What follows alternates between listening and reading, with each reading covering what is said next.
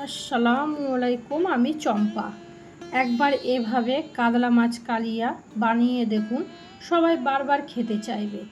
ঘরোয়া মশলা, পেঁয়াজ, আদা, রসুন ও সুগন্ধে গরম মশলা সংমিশ্রণে তৈরি এই কালিয়া ভাতের সঙ্গে খেতে অসাধারণ লাগে।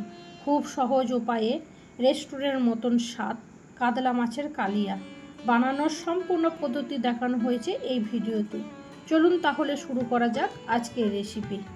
আমি নিয়ে নিয়েছি এখানে 800 কাতলা মাছ। কাতলা মাছটাকে ভালো করে কেটে ধুয়ে আমি একটা থালার মধ্যে নিয়ে নিয়েছি। এবার মাছটাকে আমি ম্যারিনেট করে নেব। দিয়ে দিলাম স্বাদ মতন নুন আর পরিমাণ মতন হলুদ। নুন আর হলুদ মাখিয়ে মাছটা ম্যারিনেট করে রেখে দিলাম। এই দিকে চাপিয়ে দিলাম আমি গ্যাসে কড়াইয়ের মধ্যে দিয়ে দিলাম পরিমাণ মতন সর্ষে তেল।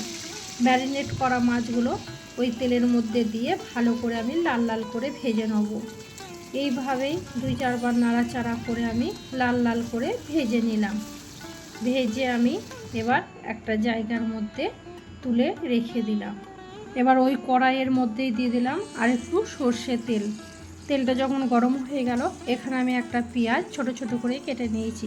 পেঁয়াজটা তেলের মধ্যে দিয়ে ভালো করে লাল লাল করে ভেজে নেব। যতক্ষণ না ভাজা হবে ততক্ষণ অবধি আমি নাড়াচাড়া করে নিলাম।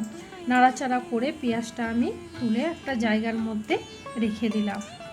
এবার আমি কালিয়া করার জন্য সমস্ত রকম মশলা নিয়ে নিয়েছি। গোটা জিরে, তেজপাতা, দারচিনি আর এলাচ। আর নিয়ে নিয়েছি টক দই, পেঁয়াজ ভাজা আর একটা পেঁয়াজ আমি বেটে নিয়েছি। সব রকম মশলা আমি একটা জায়গার মধ্যে রেখে দিয়েছি।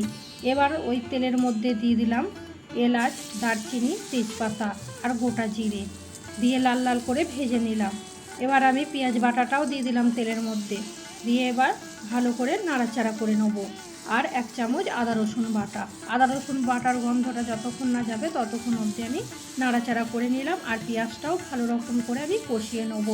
দিয়ে দিলাম স্বাদ মতন নুন। নুনটা দিয়ে আবারও 2-4 বার নাড়াচাড়া করে নিলাম। আর দিয়ে দিলাম পরিমাণ মতন মশলা, লঙ্কা গুঁড়ো, হলুদ গুঁড়ো, জিরে গুঁড়ো আর ধনে গুঁড়ো। সব রকম মশলা পেঁয়াজের মধ্যে দিয়ে ভালোভাবে কষিয়ে নেব। যতক্ষণ না মশলার গন্ধ যাবে ততক্ষণ অবধি আমি নাড়াচাড়া করে নিয়েছি। নিয়ে দিয়ে দিলাম এখানে 1/2 কাপের মতন পানি, যাতে না মশলাটা লেগে যায়। তাই আবারও 2-4 বার নাড়াচাড়া করে নিচ্ছি। নাড়াচাড়া করে আমি এখানে ঢাকা দিয়ে দিলাম কিছুক্ষণের জন্য। কিছুক্ষণ পর যখন আমি ফিরে এলাম, দেখলাম আমার মশলার গন্ধও চলে গেছে আর মশলা থেকে তেলও ছেড়ে দিয়েছে। আবারও 2-4 বার আমি এখানে নাড়াচাড়া করে নেব। দিয়ে দিলাম ওপর থেকে এখানে টক দই। টক দইটা আমি 1/2 বাটির মতন নিয়েছি। টক দইটাও মশলার সাথে দিয়ে ভালোভাবে কষিয়ে নেব। যতক্ষণ না টক দইয়ের গন্ধ যাবে ততক্ষণ অবধি আমি নাড়াচাড়া করে নেব। দিয়ে দিলাম 1 কাপ মতন পানি। পানিটা দিয়ে আবারও 2-4 বার আমি এখানে নাড়াচাড়া করে নিলাম। এবার ভাজা কাতলা মাছের টুকরোগুলো একে একে কষানো মশলার ঝোলের মধ্যে দিয়ে দিন। খুব সাবধানে মাছগুলো উল্টিয়ে পাল্টিয়ে মশলার সঙ্গে ভালোভাবে মিশিয়ে নিন, যাতে প্রতিটা টুকরোর গায়ে ঝোল ও মশলার স্বাদ সুন্দরভাবে লেগে যায়। নিয়ে ঢাকা দিয়ে দিলাম আমি এখানে কিছুক্ষণের জন্য। 8 থেকে 10 মিনিটের মতন রান্না করুন। উপর থেকে দিয়ে দিলাম ভেজে রাখা পেঁয়াজটা। ধীরে ধীরে মাছের সঙ্গে মশলার স্বাদ মিশে গিয়ে ঝোল ঘন ও সুগন্ধি হয়ে উঠবে। এই সময় তৈরি হয়ে যাবে আসল কাতলা কালিয়া। সেই লোভনীয় রং, গন্ধ ও স্বাদ যা ভাতের সঙ্গে খেতে একেবারে অসাধারণ লাগবে। দেখুন আমাদের সুস্বাদু কাতলা মাছের কালিয়া একদম তৈরি। ঘন ঝোল, মশলার দারুণ স্বাদ আর নরম কাতলা মাছের টুকরো এই রেসিপিকে করে তুলেছে একেবারে স্পেশাল। গরম গরম ভাতের সঙ্গে পরিবেশন করুন আর পরিবারের সবাইকে নিয়ে উপভোগ করুন এই অসাধারণ স্বাদ।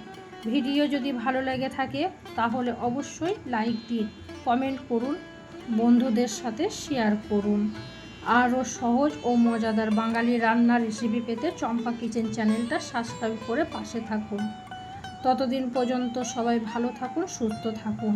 নতুন নতুন রেসিপি নিয়ে আবারও খুব তাড়াতাড়ি হাজির হব। চম্পা কিচেনের পক্ষ থেকে সবাইকে অনেক ভালোবাসা ও শুভেচ্ছা রইল। আল্লাহ হাফেজ।